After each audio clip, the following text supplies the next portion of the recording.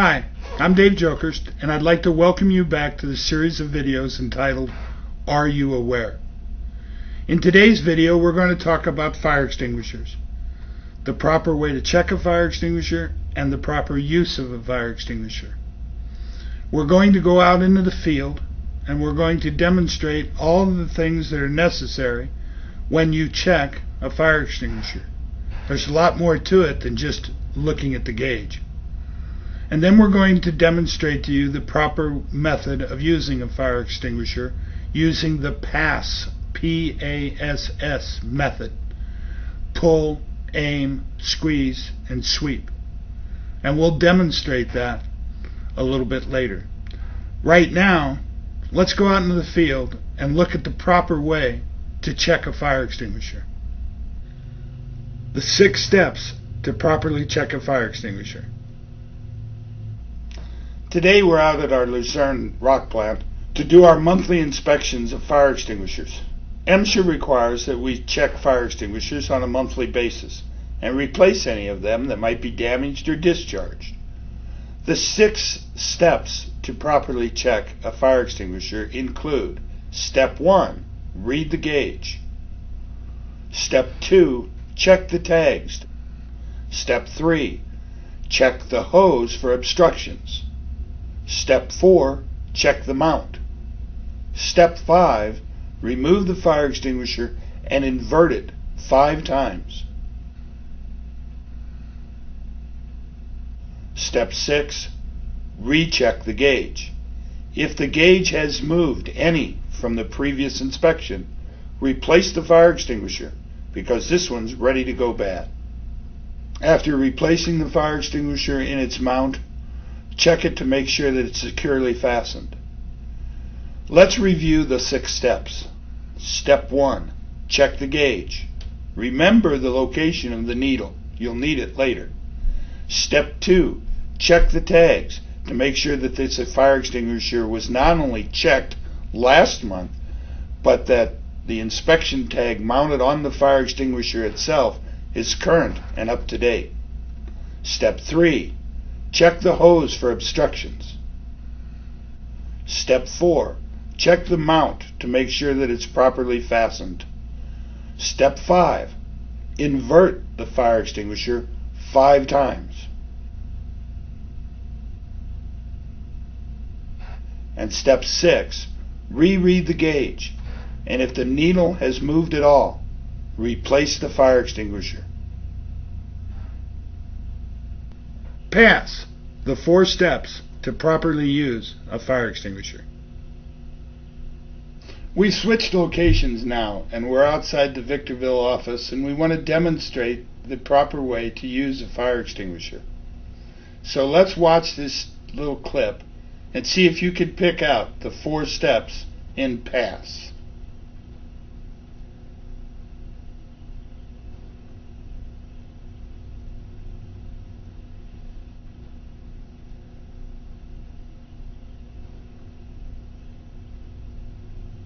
Now let's talk about the 4 steps. Pull, aim, squeeze, and sweep. PASS. Pull, aim, squeeze, sweep. Now let's take a look at the 4 steps of PASS and actually put out a fire. Step 1, pull the pin. Now notice how I'm holding the fire extinguisher when I go to pull the pin. I'm not holding it by its handle. There's been a lot of documentation about people being killed in a fire while they have a fully charged fire extinguisher in their hand with the handle squeezed completely together and the pin still in place because they're trying to pull the pin while squeezing on the handle. The pin is there designed specifically so that you can't accidentally discharge a fire extinguisher. Step 2, aim at the base of the fire. Step 3, squeeze the handle. And step 4, sweep back and forth as you approach the fire.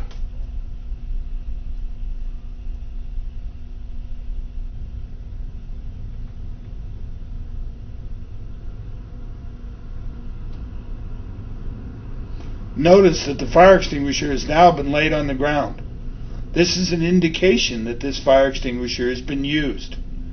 So in case of an emergency, you won't necessarily pick up an unused fire extinguisher. In today's video, you saw the 6 steps to properly check a fire extinguisher, and you saw the 4 steps to properly use a fire extinguisher using the PASS, P-A-S-S method. But what does this all really mean? What really is a fire extinguisher? We know that it's designed to put out fires. But in one of our earlier videos, we said that a fire extinguisher was a piece of personal protective equipment, or a PPE. What does that mean? A fire extinguisher is designed to give you an avenue of escape. But in a 5-pound fire extinguisher, what does that really mean, an avenue of escape? It means that you use a fire extinguisher to get out of danger. Let's go back and take a look at something, and let's look at how long this avenue of escape really is. This is a 5-pound fire extinguisher. Let's actually see how long it takes to completely discharge a 5-pound fire extinguisher.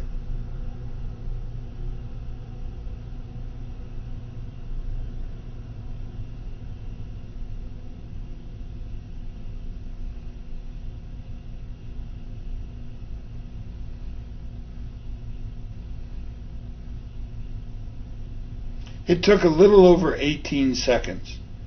But now let's take another look at this. And I want you to notice now the volume and the distance that the fire extinguisher is actually carrying right now.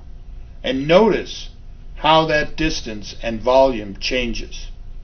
After 7 seconds, we've lost a foot at least of distance. No way you can tell how much volume other than just a visual look as we continue to show. When you get down to around 14 seconds, there's hardly anything coming out. We've lost at least another foot, if not 2 foot, in total distance. Realistically, you've got between 7 and 14 seconds to get out of harm's way.